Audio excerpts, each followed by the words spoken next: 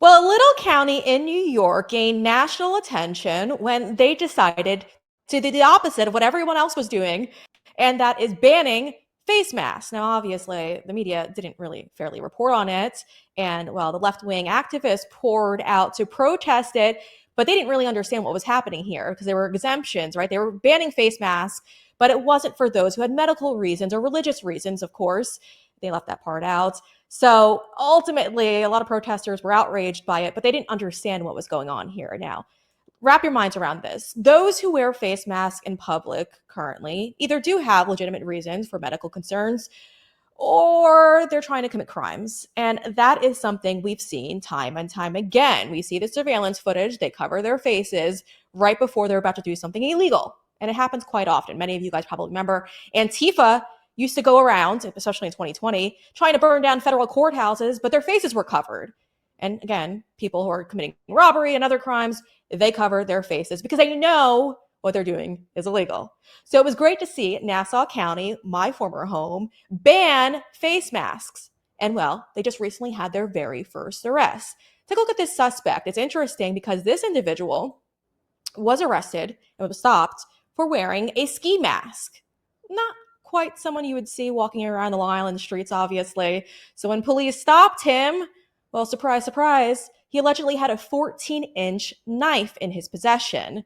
And then, well, if you look into this guy's background, his name is Weston Costello. Gosh, Weston Costello. Ultimately, folks, he is not a U.S. citizen. Surprise, surprise. Now, I reached out to ICE for comment specifically on all of this, and they told me that this individual did come through our southern border illegally back in 2019 to the Rio Grande.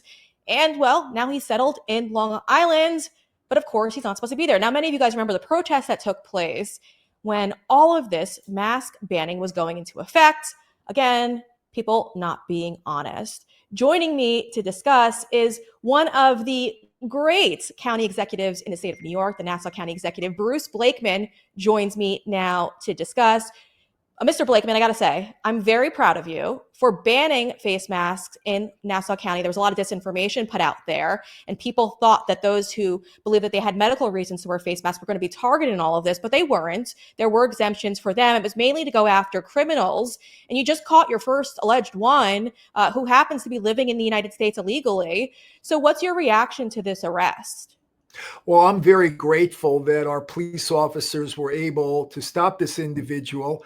And it's because we got a tip from somebody in the community that there was somebody wearing a face mask that we were able to go there and question this individual. And then during the questioning, we were able to see that they had a bulge in their pants and that it looked like that individual had a weapon. And it turns out to be a Rambo style 14-inch blade knife, something that, is definitely has the potential for being lethal and certainly committing serious injuries to people.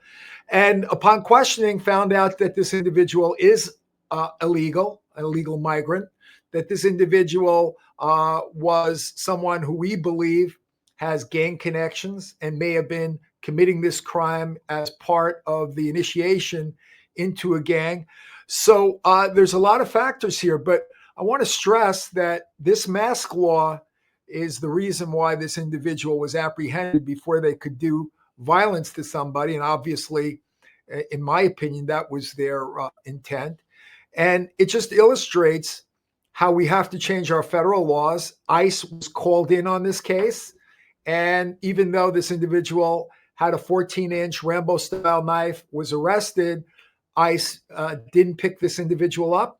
This individual is back in the community, and that's a failure on the federal level. The judge couldn't hold this individual on bail because of the cashless bail laws in New York State. So if you're stopped with a 14-inch weapon, a 14-inch blade, a judge cannot hold that person on bail. This is a failure on the federal level and the state level, and we're doing our part here in Nassau County. And luckily, legislator Mazi Pilip came to me. She wanted to sponsor this legislation. She went to the speaker of our legislature, presiding officer Harry Coppell. He agreed. and we got 12 members of the legislature to vote for this. Unfortunately, seven legislators, all Democrats, abstained, which, basically is a cowardly act. If you don't agree, at least have the guts to stand up and say that you don't agree. But there's no reason why somebody should be wearing a mask unless they have a medical reason or a religious imperative. Yeah. Yeah, there's no reason for it at all. And it's infuriating to hear because I specifically asked ICE, and now I know why they dodged that question, if they placed a detainer on this individual, because this is important. They should have placed a detainer on him because, listen, a 14-inch blade is not someone who is just carrying it for self defense reasons, especially when their face is covered, as you see here in this photo. So that's deeply concerning. I don't know if Nassau police were able to get any answers from this individual. Do you know if they were able to obtain a motive or what he was looking to do while he was walking around? We believe, based on our experience, at least our police officers believe that this individual was about to commit a crime as a initiation into a gang. In certain gangs, you are not admitted unless you have a predicate that you commit a crime. How sick is that? But that's the way Yeah. these gangs operate. So we believe this 18-year-old illegal alien was about to commit a crime in order to be initiated into a gang. And we're doing a further investigation on it. But isn't it a sad thing that a judge couldn't hold this guy on bail? Isn't it a sad thing that ICE, and I'm not talking about the men and women of ICE that actually do the work, the agents, they're wonderful. They want to work hard, but it's their bosses that get political direction and are told not to do this. And it's just incredible that we would have elected officials that wouldn't want to put this person in jail, that wouldn't want to detain this person and throw this person out of our country. They don't belong here. They're illegal and they have the intent to commit crimes. It's just a crazy left-wing, woke, progressive policy on the federal, state, and local, federal and state levels. And we on the local level, we're doing our part. Our cops are doing a great job. I'm giving them the resources to do it. I just hired 200 new police officers. We've made the commitment here in Nassau County, and that's why the U.S. News and World Report says that Nassau County is the safest county in America. We're larger than 10 states in population, so that's quite the compliment. Yeah, it is. And given the fact that, like you mentioned, criminal justice reform, as the left likes to call it, went into effect back in 2019, sadly, that's the reason why I actually left New York State, because I read the legislation. It was a horrific piece of legislation. I mean, Democrats considered at the time child pornography, the possession of child pornography, to be a nonviolent crime. And they took the power away from judges to hold those individuals. That was in the original piece of legislation. And it was horrifying to read that. But I didn't feel safe as a New Yorker commuting back and forth. At the time, I was working for Fox News into the city every day. So I just decided to pick up and leave and literally quit working for the number one news network in the country because I didn't feel safe heading into the office every day. But that's what the left does. And then they ignore these issues when they do come to surface. I mean, this is another individual who is brought into the state who shouldn't be here in the first place and is protected. And I'm heartbroken to hear that ICE did not step in and detain him after his court hearing, because that's usually what they do, used to do. And so that's really upsetting to hear. But I want to talk about what's going on right now in New York City. New York City is obviously having a lot of issues with the illegals who have been dropped off in the city. And, sadly, the mayor is struggling to get by with all of this, and he's looking to offset a lot of these illegals into the suburbs. Nassau County has held the line and said we will not allow them to live here illegally. How is that fight going right now? And do you think that there's going to be pressure from the state for you guys to forcefully have to take them in? Because, like I said, New York City is having a really rough time. Upstate New York sent those illegals back down to the city, and they're struggling to find them housing. Well, we've drawn a line in the sand, and I've said that Nassau County is not a sanctuary county. Governor Hochul invited these people into the state. Mayor Adams invited these people into the city. So you deal with the problem then. But we think that it's a faulty policy.